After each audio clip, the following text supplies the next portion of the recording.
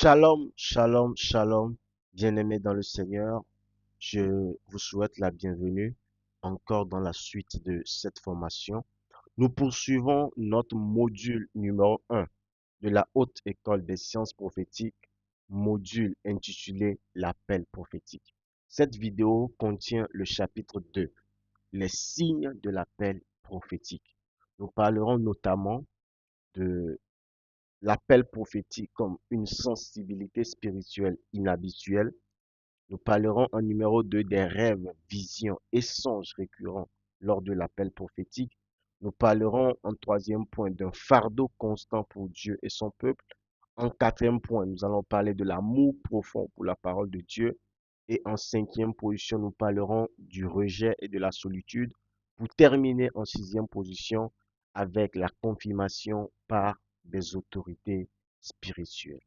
Alors, bien-aimés, sans plus tarder, vous devez comprendre que l'appel prophétique ne s'improvise pas. L'appel prophétique ne s'autoproclame pas. L'appel prophétique est souvent précédé par une série de signes spirituels. Et ce sont ces signes spirituels-là qui attestent que Dieu a mis la personne qui a reçu l'appel à part pour une mission particulière. Donc, les signes qui accompagnent l'appel prophétique ne sont pas toujours spectaculaires, mais ce sont des signes qui sont constants. Ce sont des signes qui sont profonds. Et ce sont des signes qui peuvent être souvent confirmés par des témoins spirituels. Alors, vous devez le comprendre. Pourquoi? Parce que l'appel prophétique est d'origine divine. D'abord, nous notons une sensibilité spirituelle inhabituelle. Lorsque Dieu t'appelle au ministère prophétique ou Dieu t'appelle à manifester la grâce prophétique, l'une des premières marques d'un appel prophétique, c'est la sensibilité à la voix et à la présence de Dieu. Lorsque Dieu commence par te conduire dans les sphères de la prophétie ou bien du prophétique, l'on devient automatiquement sensible à la voix de Dieu. L'on devient automatiquement sensible à la présence de Dieu. Lorsqu'on entre quelque part, on sent si Dieu est en train de se manifester ou pas. On sent si Dieu est en train de donner un message particulier ou pas. Ceux que Dieu appelle à la dimension prophétique reçoivent souvent ce que nous appelons l'acuité spirituelle, c'est-à-dire la capacité spirituelle de percevoir des messages ou d'entendre la voix de Dieu. Ce que d'autres autour d'eux peuvent ignorer. Mais eux, ils ont cette sensibilité. Ils sont des personnes qui ressentent des fardeaux spirituels. Ils sont des personnes qui sont capables de ressentir l'atmosphère. Ils sont des personnes qui sont profondément dérangées par le péché. Et cette sensibilité ne vient pas d'un tempérament humain. Ce n'est pas l'esprit humain qui nous permet de ressentir ces choses, mais c'est une grâce spirituelle qui est donnée à ceux sur la vie duquel il y a l'appel prophétique. Et cette sensibilité va vous pousser vers une vie de prière. Cette sensibilité à la voix de Dieu et à la présence de Dieu va vous pousser à la méditation et va vous pousser à plus de consécration. C'est d'ailleurs pour cela que 1 Corinthiens chapitre 2, le verset 15 nous dit, l'homme spirituel juge de tout et il n'est lui-même jugé par personne. L'homme spirituel ressent tout et il peut juger de tout. C'est ça que nous appelons la sensibilité spirituelle. Et ça, le prophète est une personne qualifiée pour l'avoir. Alors, nous allons parler de certains signes récurrents que nous connaissons, qui sont les rêves, les visions et les songes. Dieu commence souvent à parler aux prophètes par des rêves, par des songes et par des visions. Dès leur jeune âge, Dieu commence par parler aux prophètes. Bien que ces canaux que je viens d'énumérer soient accessibles à tous les croyants, c'est-à-dire n'importe quel chrétien peut avoir des rêves, n'importe quel chrétien peut avoir des songes, n'importe quel chrétien peut avoir des visions, mais spécialement chez le prophète, ces signes sont plus fréquents, ces signes sont plus clairs et ces signes sont parfois très détaillés. Nombre chapitre 12 verset 6 le dit. Écoutez bien mes paroles. Lorsqu'il y aura parmi vous un prophète, c'est dans une vision que moi, l'Éternel, je me révélerai à lui. C'est dans un songe que je lui parlerai.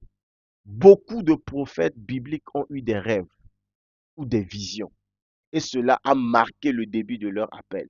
Nous pouvons citer entre autres Jacob, nous pouvons citer Joseph, nous pouvons citer Daniel, nous pouvons citer Zacharie, nous pouvons citer Pierre, nous pouvons citer Jean et voir d'autres prophètes.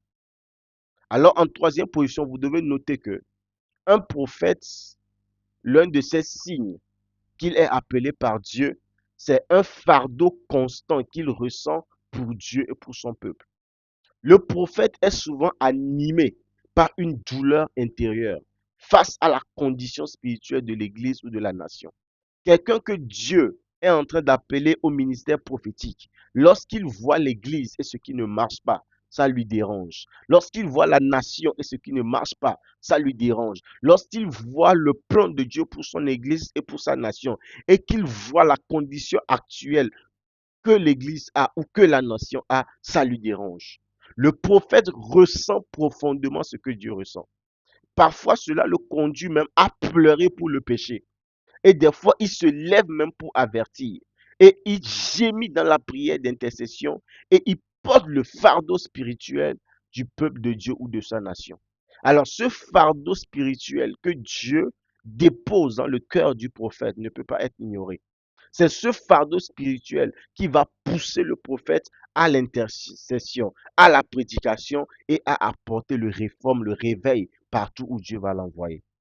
Jérémie 15, verset 15, partie B dit, j'ai pris sur moi l'ignominie de mon peuple. Ça veut dire que lorsque le peuple de Dieu se trouve dans une condition qui n'est pas la volonté de Dieu, ça devient un fardeau spirituel pour le prophète. Et il est appelé à faire quoi? À changer les choses, à rétablir l'ordre de Dieu partout où il est.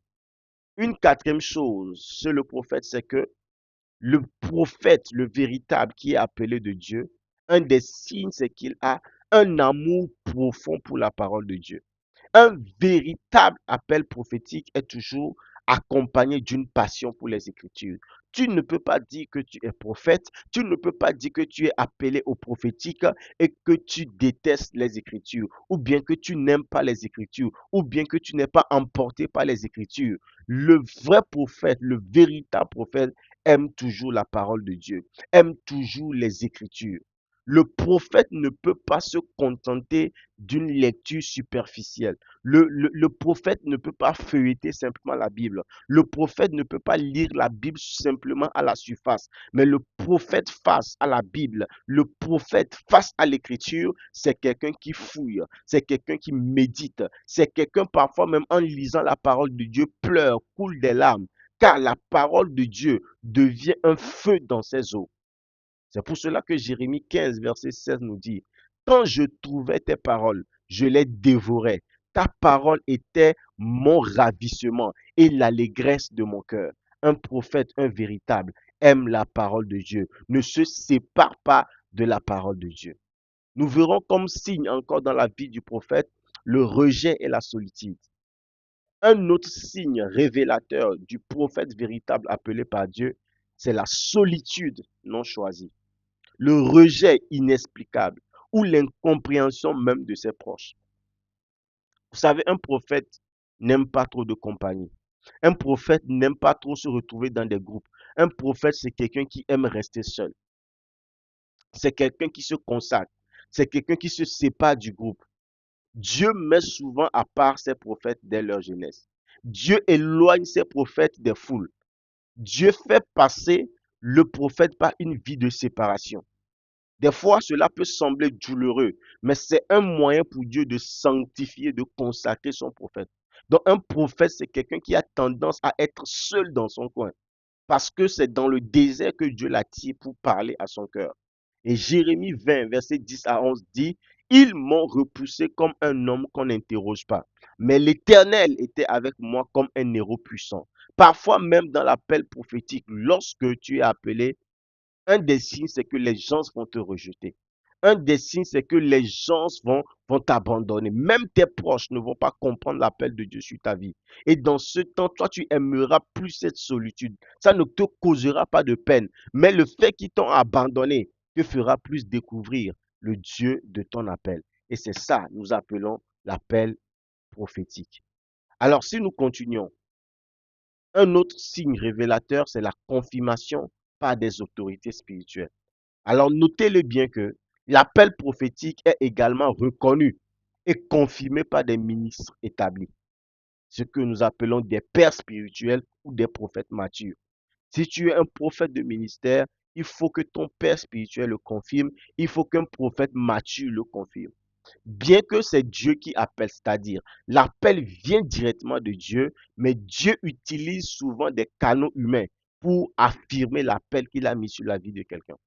C'est pourquoi nous allons voir dans Actes, chapitre 13, verset 2, pendant qu'ils servaient le Seigneur dans leur ministère et qu'ils jeûnaient, le Saint-Esprit dit, mettez-moi à part Barnabas et Saul pour l'œuvre à laquelle je les ai appelés. Donc le Saint-Esprit passera toujours par certaines personnes pour reconnaître et confirmer l'appel de Dieu sur votre vie. Voilà les signes de l'appel prophétique. Alors, vous devez comprendre que si vous êtes appelé au prophétique, ces signes sont révélateurs. Je vous donne un exercice de discernement spirituel. D'accord? Vous allez travailler là-dessus. Vous allez répondre à ces questions dans la prière et la méditation. Ne vous précipitez pas tout à l'heure à répondre à cette question, mais là, priez pendant un moment et après répondez à cette question. Question numéro 1. Est-ce que tu as déjà eu des rêves ou des visions spirituelles claires? Est-ce que tu as déjà eu des rêves ou des visions spirituelles que tu as compris clairement? Question numéro 2. Est-ce que tu ressens souvent un fardeau profond pour les autres ou pour la sanctification de l'Église? La nature, la condition spirituelle de l'Église, est-ce que c'est un fardeau spirituel pour toi? Question numéro 3. Est-ce que tu as déjà vécu des moments de mise à l'écart, des moments où les gens ne te comprennent pas, des moments de rejet? Question numéro 4. Est-ce que tu es passionné par la lecture et la compréhension des Saintes Écritures? Et question numéro 5. Est-ce que des autorités spirituelles ont-elles déjà confirmé un appel particulier sur ta vie? Est-ce que ton père spirituel t'a déjà dit que tu as tel appel ou un prophète Matthieu t'a déjà dit que tu as tel appel? Alors répondez à ces questions dans la prière et dans la méditation. Bien-aimés, maintenant, nous allons passer à la prière stratégique pour reconnaître les signes de son appel. Vous allez répéter cette prière après moi. Père céleste, ouvre mes yeux spirituels pour discerner les signes de ton appel sur ma vie. Aide-moi à ne pas me mépriser, à ne pas mépriser tes méthodes, même quand elles me dérangent. Donne-moi la grâce de comprendre les rêves, les fardeaux et la solitude que je vis. Confirme ta parole et par des témoins spirituels ce que tu veux faire de ma vie. Je te consacre ma destinée prophétique au nom de Jésus-Christ. Amen. Soyez abondamment bénis. C'était la haute école des sciences prophétiques avec le docteur Bernard Anouma. Dans une prochaine vidéo, nous continuons avec le chapitre 3, les exemples d'appels prophétiques dans la Bible. Soyez abondamment bénis au nom de Jésus-Christ. Amen.